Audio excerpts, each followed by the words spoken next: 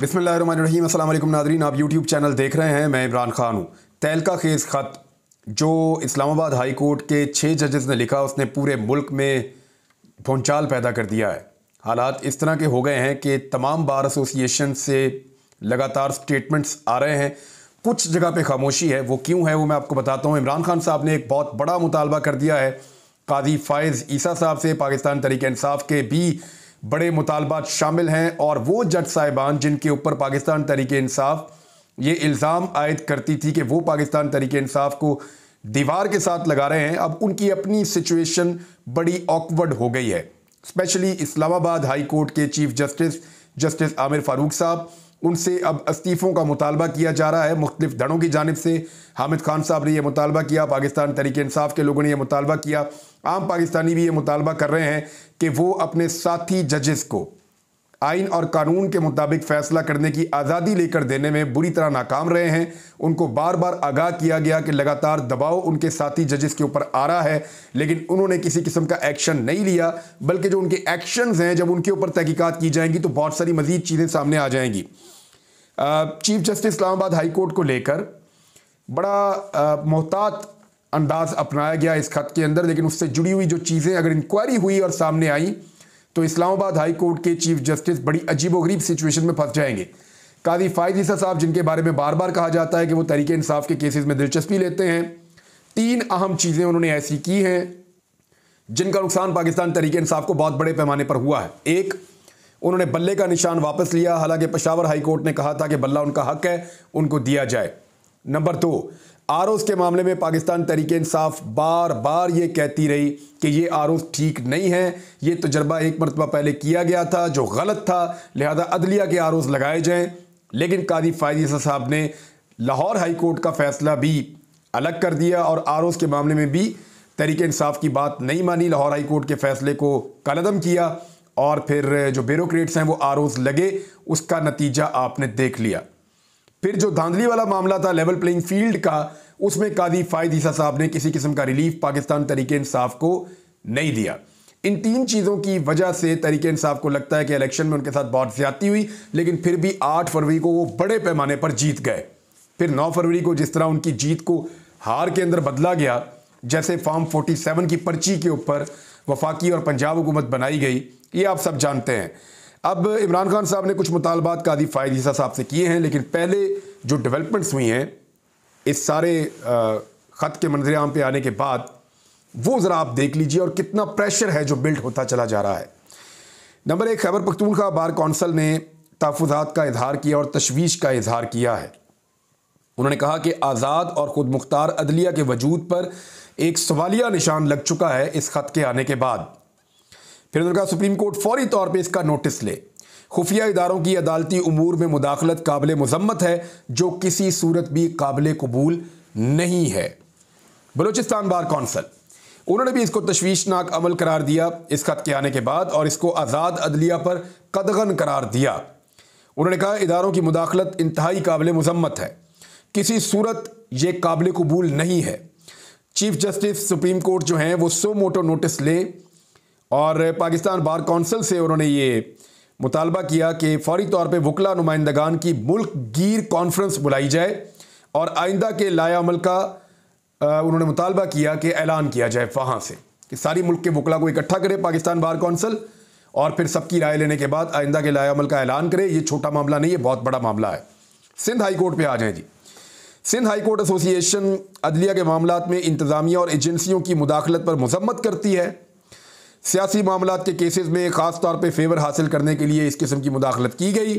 Sindh high court bar का मुतालबा है कि 3 सुप्रीम कोर्ट के मुअज़्ज़िज़ जज साहिबान, यानी सुप्रीम कोर्ट ऑफ पाकिस्तान जो है वो एक जुडिशल कमीशन बनाए जिसमें सुप्रीम कोर्ट ऑफ पाकिस्तान के 3 मुअज़्ज़िज़ जज साहिबान जो मुतनाज़े नहीं हैं वो इसका हिस्सा हों, और उसको तश्कील देने के बाद इस मामले को देखा जाए गहराई के साथ कि जो जजेस कह रहे हैं ये मामला क्या है और किस तरीके से है।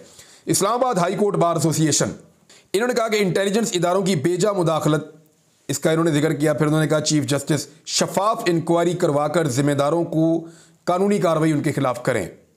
किसी भी इदारे की दूसरे इदारे में मुदाखलत की उन्होंने कहा जी हम मजम्मत करते हैं, जजेस के इस इक़दाम को उन्होंने सराहा कि उन्होंने लेटर लिखकर सारे तहफ़्फ़ुज़ात बताए और बार बार वो जजेस को भी लिखते रहे हैं। उन्होंने दिलेरी का मुजाहरा किया जजेस ने।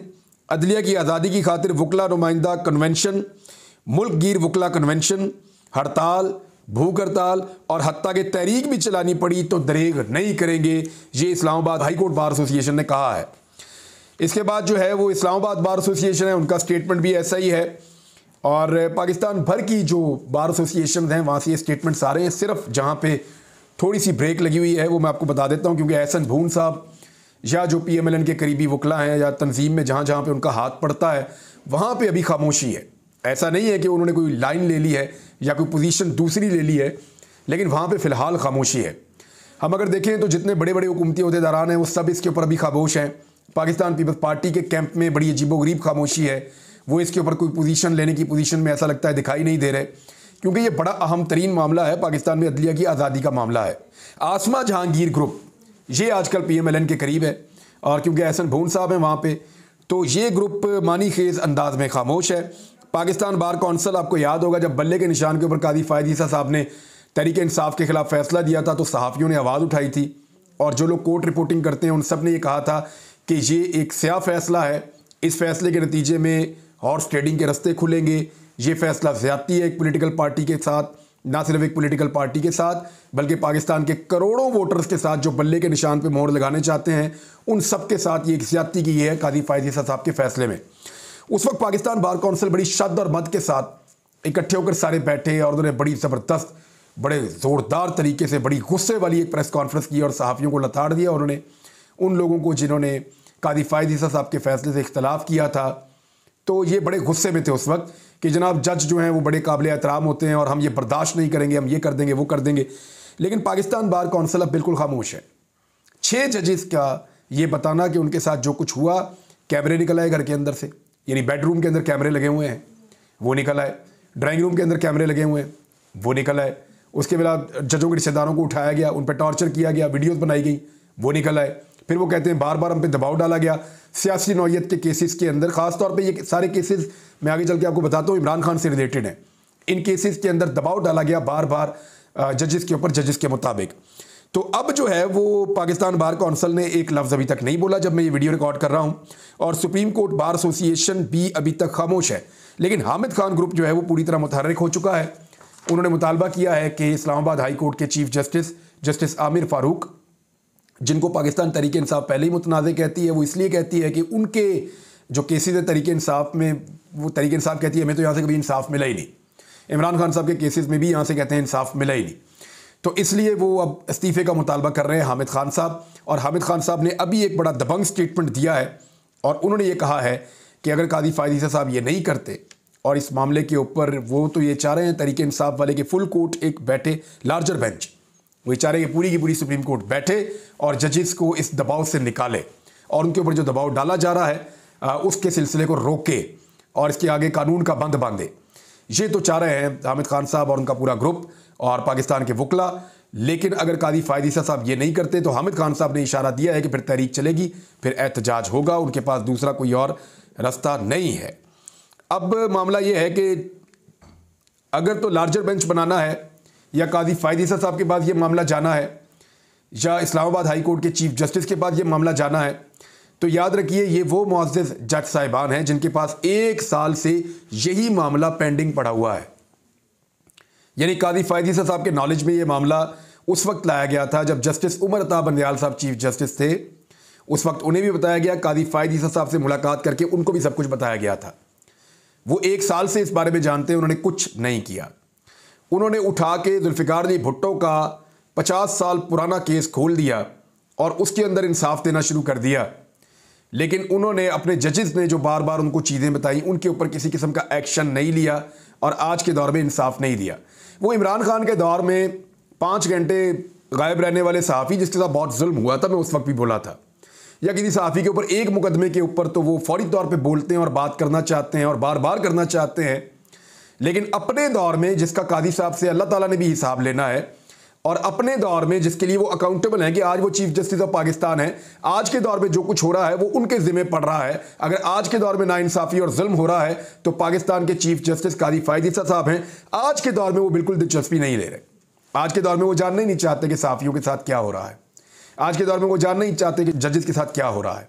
हाँ, जो जस्टिस शौकत अजीज सिद्दीकी साहब के साथ हुआ था वो क्योंकि पिछले दौर में हुआ था, पिछले चीफ जस्टिस से, तो उस वक्त के मामलात में मुदाखलत करना चाहते हैं, लेकिन अपने दौर में होने वाली चीज़ों के ऊपर वो किसी किस्म का एक्शन नहीं ले रहे। तो क्या वो कादी फायद ईसा साहब या वो जस्टिस आमिर फारूक साहब, ये बात लोग उठा रहे हैं, बार बार सोशल मीडिया पे उठा रहे हैं कि क्या वहाँ से इंसाफ मिलेगा या वहाँ से इंसाफ की उम्मीद करना बेहतर है। लेकिन मेरे ख्याल में दरवाज़ा हमेशा खुला रखना चाहिए, किसी को भी दीवार के साथ नहीं लगाना चाहिए। अदलिया ही एक उम्मीद है अल्लाह रब्बुल इज़्ज़त के बाद, और जब वकला की ताकत साथ खड़ी हो तो अदलिया दलेर होकर फैसले देती है। अब वकला जो है वो बज़ाहिर एक तहरीक की तरफ जाते हुए दिखाई दे रहे हैं। ये एक बहुत अहम और बड़ा मामला है। इमरान खान साहब ने जो मुतालबात किए उसको इसके साथ जोड़कर देखें तो ये बड़ी अहम डेवलपमेंट है। लेकिन एक बड़ी चीज़, पहला रिलीफ इस खत के बाद इस्लामाबाद हाई कोर्ट के चीफ जस्टिस की जानिब से पाकिस्तान तहरीक इंसाफ को यह मिला कि वो जो जलसा करना चाह रहे थे इस्लामाबाद में, जिसकी इजाज़त उनको बिल्कुल नहीं मिल रही थी, हाई कोर्ट ने उसकी इजाज़त दे दी है। ये इजाज़त कभी भी नहीं मिलनी थी, इससे पहले भी नहीं मिल रही थी, लेकिन अब ये इजाज़त मिल गई है। मुझे ऐसा लगता है, या बहुत सारे लोग ये कह रहे हैं कि इसको जोड़कर देखें कि जब इतनी बड़ी चीज़ सामने आई है तो अदलिया अब मजबूर है इंसाफ देने पर। तो एक मामले में तो कम से कम दिखाई दिया कि पाकिस्तान तहरीक इंसाफ इस्लामाबाद में जलसा कर सकती है। तहरीक इंसाफ के वर्कर्स को लगभग 1 साल के बाद ऐसा मौका मिल रहा है कि वो खुलकर एक बड़ा जलसा कर सके। तो इस्लामाबाद के जलसे से तो अब सबको खौफ आना चाहिए, उन तमाम लोगों को जो पाकिस्तान तहरीक इंसाफ के मैंडेट को चोरी करके इक़्तिदार में बैठे हुए हैं। ये मामला अमेरिका में भी गया, व्हाइट हाउस के तर्जुमान से ये सवाल पूछा गया, एक सहाफ़ी ने पूछा, तो फिलहाल तो उन्होंने जवाब देने से गुरेज किया। उन्होंने कहा ये लेटर हमने देखा, लेकिन इसकी तफसीलात में अभी नहीं जा सके। अमेरिका इसके ऊपर मौक़िफ़ देगा ज़रूर, लेकिन अभी तक उन्होंने इसके ऊपर मौक़िफ़ नहीं दिया। इमरान खान साहब का स्टेटमेंट आप ज़हन में रखें। उन्होंने अडियाला जेल से जो बात की है, उन्होंने कहा जस्टिस कादी फायद ईसा से कहना चाहता हूँ कि PTI की 25 मई की पटिशन को सुना जाए, 9 मई वाक़यात की तहकीकात के लिए जुडिशल कमीशन बनाया जाए। 9 मई वाक़यात पर अब तक कोई इंक्वायरी नहीं हुई। चीफ जस्टिस कादी फायद ईसा CCTV फुटेजेस को रिकवर करने का हुक्म दें। जिन्होंने CCTV फुटेजेस चोरी की हैं वही 9 मई के जिम्मेदार हैं। क्राइम की इन्फॉर्मेशन छुपाना भी जुर्म है। 9 मई की बुनियाद पर एक सियासी जमात को ख़त्म किया जा रहा है। ये सब कुछ लंदन प्लान के तहत चल रहा है। आज इंसाफ नहीं है, जिसकी लाठी उसकी भैंस वाली सूरत-ए-हाल है। 8 फरवरी पर भी जुडिशल इंक्वायरी करवाई जाए। धांधली ज़दा इलेक्शन के बायस सदर जरदारी और सेनेट इलेक्शन की कोई कानूनी हैसियत नहीं है। मुझे जेल में रखना है तो रखें, मगर बाकी लोगों को रिहा कर दिया जाए। डोनाल्ड लू अगर रजीम चेंज को तस्लीम कर लेता तो उसका दबाव पूरी जो बाइडन हुकूमत पर आता। डोनाल्ड लू तस्लीम कर देता तो जो बाइडन हुकूमत हिल जाती। डोनाल्ड लू के बयान पर दोबारा इंक्वायरी करवाई जाए। असल साइफर दफ्तर खारजा में मौजूद है। हमें साइफर की पैराफ्रीज कॉपी दी गई थी। साइफर गुम हुआ तो वज़ीर आज़म अपने ऑफिस का चौकीदार नहीं होता, बल्कि वज़ीर आज़म ऑफिस के कुछ सिक्योरिटी प्रोटोकॉल्स होते हैं। मुझे 5 दिन में 3 सजाएं सुनाई गईं। मैं तो चाहता था कि मेरे केसेस की समाअत बराह रास्त नशर की जाए। उमर अयूब को कायदे हिज़्ब इख्तिलाफ और शेर अफजल बरवत को पब्लिक अकाउंट्स कमेटी का चेयरमैन नामजद किया है। हमने तो नामजद कर दिया है, अब इस पर नोटिफिकेशन स्पीकर ने जारी करने हैं। राणा सनाउल्लाह के बयान पर इमरान खान ने कहा कि माफियाज ऐसा ही करते हैं। पंजाब में 40 MPs के फॉरवर्ड ब्लॉक से मुतालिक मुझे इल्म नहीं है। मुझे पंजाब के पार्लिमानी लीडर से मुलाकात की इजाज़त नहीं दी गई। कोशिश करूंगा कि उससे मुलाकात हो तो मालूमात हासिल करूं। अब एक चीज़ और आपको मैं बताता हूं, और वो बहुत बड़ी खबर है, और ये इतना बड़ा भांडा फूट गया है कि जब आप इसको सुनेंगे तो आपके 14 तबक हिल जाएंगे। बहुत बड़ी, एक और बहुत बड़ी खबर है। ऐसा लगता है कि ये दिन ही बड़ी बड़ी खबरों के हैं।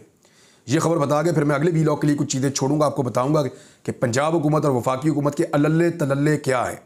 वो आवाम के पैसे को किस तरह उड़ा रहे हैं, किस तरह से आवाम के पैसे के ऊपर जो है वो अयाशियाँ की जा रही हैं और इल्ज़ामात लगाए जाते हैं दूसरों पर। आवाम का हक मार कर, उनका पेट काट कर कैसे ये पैसा जो है वो अपनी अयाशियों पे खर्च किया जा रहा है, बाद में बताता हूँ। लेकिन बड़ी खबर ये है कि जिस वक्त इमरान खान साहब के खिलाफ साइफर चोरी का मुकदमा दर्ज किया गया तो तारीख याद रखिएगा, वो थी 15 अगस्त 2023। इमरान खान साहब 5 अगस्त 2023 को गिरफ्तार हुए। 15 अगस्त 2023 को इमरान खान साहब के खिलाफ ये मुकदमा दर्ज हुआ कि साइफर चोरी हुआ है या उन्होंने साइफर गायब कर दिया है। उनकी गिरफ्तारी के 10 दिन के बाद साइफर की जनाब जो डॉन ने इसको रिपोर्ट किया है, और ये खबर जो है वो निकलती है मिनिस्ट्री ऑफ फॉरेन अफेयर्स से, और FIA के खुफिया दस्तावेजात के अंदर से ये पेपर बाहर आता है। पता क्या चलता है कि FIA ने जब सवाल किया मिनिस्ट्री ऑफ फॉरेन अफेयर्स से साइफर के बारे में, तो उन्होंने ये बताया कि साइफर की 9 कॉपियां थीं जो भेजी गई मुख्तलिफ इदारों और बड़ी बड़ी शख्सियात को। चीफ जस्टिस है, आर्मी चीफ हैं, DGISI हैं, वज़ीर आज़म ऑफिस है, फिर वो चली जाती है उसमें चीफ जस्टिस को, सदर पाकिस्तान के पास चली जाती है। तो इस तरह ये 9 कॉपियां भेजी गई। उन्होंने ये बताया कि जिस दिन इमरान खान साहब के ऊपर यह मुकदमा दर्ज किया गया कि उनकी कॉपी वापस मौसूल नहीं हुई और वो कॉपी चोरी हो गई है और फॉरेन ऑफिस को वापस वो कॉपी नहीं दी, तो ये तारीख थी 15 अगस्त 2023। उस तारीख तक उन 9 कॉपियों में से सिर्फ 1 कॉपी वापस आई थी, और वो जो 1 कॉपी वापस आई थी वो सदर पाकिस्तान ने 15 जून 2023 को वापस भेजी थी। अब ये 27 सितंबर 2023 को मिनिस्ट्री ऑफ फॉरेन अफेयर ने FIA को जो जवाब दिया उसमें ये बता रहे हैं कि 1 दिन पहले हमें बाकी महकमों ने या बाकी जगहों से कॉपियां वापस भेजी हैं साथ की साथ।